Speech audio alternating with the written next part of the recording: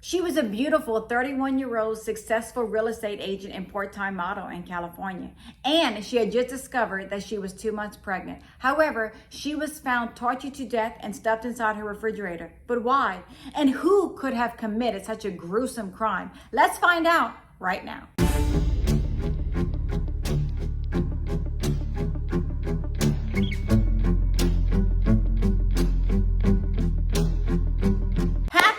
Thursday, my Cajun cuties. Yes, it's me, Anne-Marie, aka the Cajun Crime Queen from Carriacou, Louisiana. Cajun born, Cajun bred, and when I die, I'll be Cajun dead. I hope after this video that you like, subscribe, and comment, and don't forget to press the notification bell so you never miss a video from me, Anne-Marie. I hope you have a beverage. I hope you have a snuggle partner or a snuggle fur partner. Those are the best, and you're ready to hear a true crime story with yours truly. And as always, I want to know, are y'all drinking that water? Are y'all staying hydrated? Are y'all getting those tickers up? Remember, just a quick 20-30 minute walk, especially first thing in the morning, get those endorphins up, and you're going to have an amazing, wonderful day, I promise you. And as always, thank you all for joining me on this Thriller Thursday evening as we discuss another true crime case.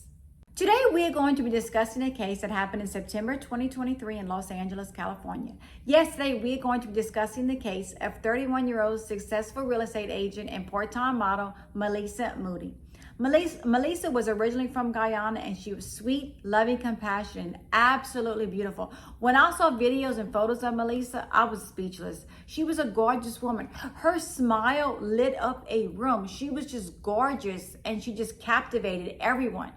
MALEESA had also just found out that she was 2 months pregnant. She was very excited.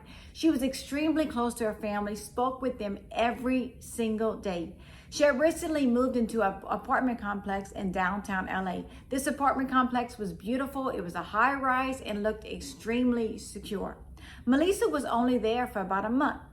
The last time MALEESA spoke to her family was on September 6th. She FaceTimed them, she had phone calls with them, she texted them. However, on September 7th, her family hadn't heard from her all day. She wasn't responding to phone calls.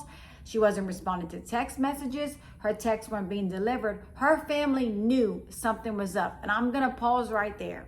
If y'all don't hear from me for 24 hours, something is definitely wrong. Yeah, because I speak to my kids, my family, my man.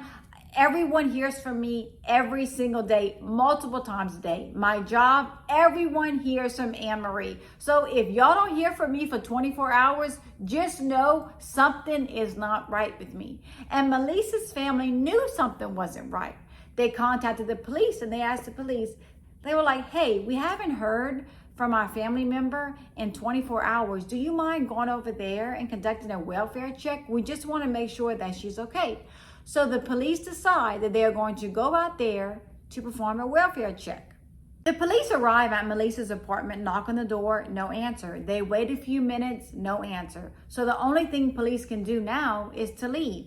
MALEESA is a 31-year-old adult. They can't go in there breaking down the door. They don't know if anything is wrong. So they contact the family and they say, look, we went over there, we knocked on the door, we waited a few minutes. However, no one answered.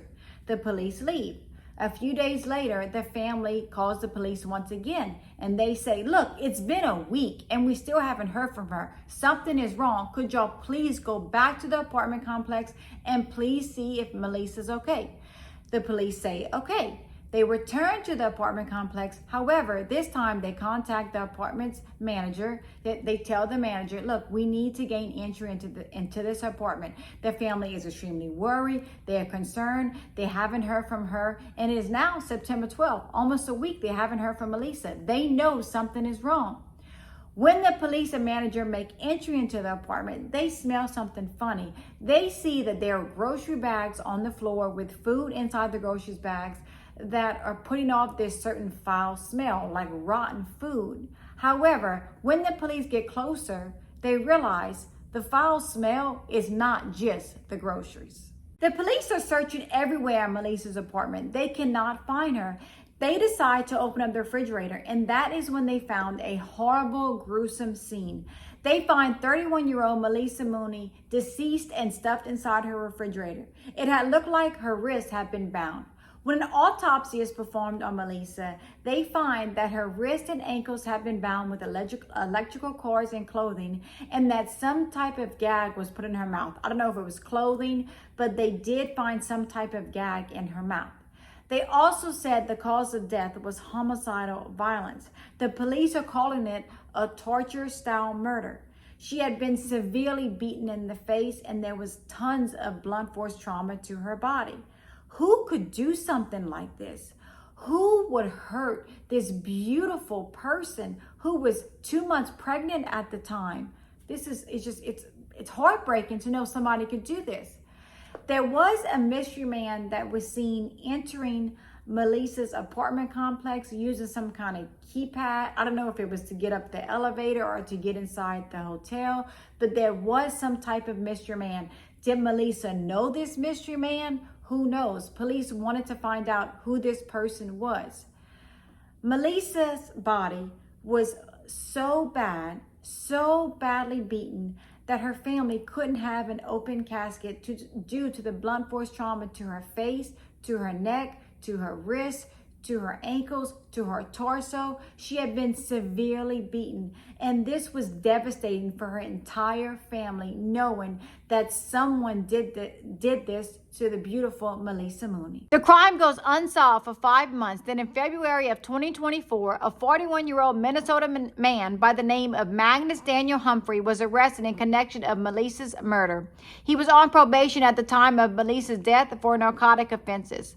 Authorities believe MALEESA was murdered on September 7th, 5 days before she was found deceased in her refrigerator. Magnus Humphrey is being charged with a significant type of murder. It is called murder during the commission of torture, and that is to signify just how violent and brutal this murder really was. As I was researching the case, watching videos, reading articles, I have to wonder if MALEESA knew this man. Did she know Magnus Daniel Humphrey, and is he MALEESA's murderer? I have to also wonder, was he stalking MALEESA? Was he following MALEESA? What was the significance of their relationship? Did they actually know each other, or was this just random?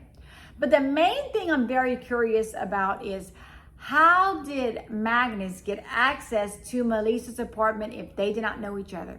As y'all know, I've been to LA several times. LA is very expensive to live in, especially if you live in downtown LA in one of these high-rise apartments. So y'all know there's security there. There's some type of security. You can't just walk into one of these places. So how did Magnus gain entry into MALEESA's apartment? That is the main question I have. And if he did know her, how did he know her?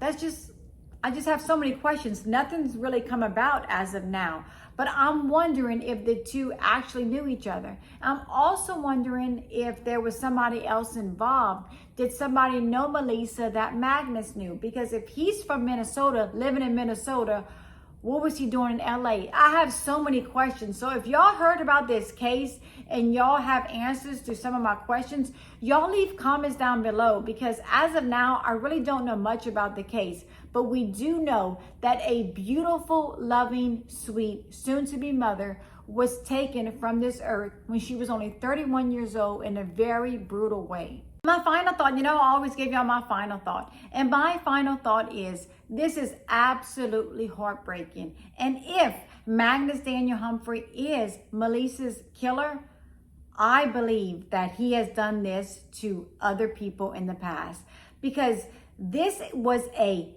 horrible, gruesome crime scene. And if he's the actual killer, this is not his first time he did this. To do what he did, to torture someone, to wrap them in plastic and stuff them in a refrigerator, what type of evil is this? So now I wonder, does he have other victims if he's the actual killer? I want all of y'all to always be aware of y'all surroundings, always look around, and just be careful with who you know. Because in the back of my mind, I have to wonder if MALEESA knew this man to allow him into her apartment.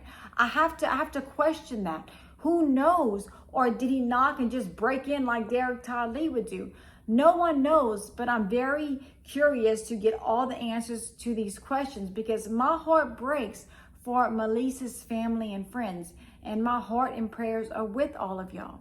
And as always, stay safe, always be aware of your surroundings, and always know that I'm here for each and every one of y'all. And thank y'all all for joining me on this Thriller Thursday evening. And for you, I am truly grateful. I hope after this video that you like, subscribe, and comment. And don't forget to press notification bell so you never miss a video from me, Anne Marie. I will see y'all next week with more Cajun Crime Queen videos. And as always, I love y'all. Have a good night and have a great weekend. Bye.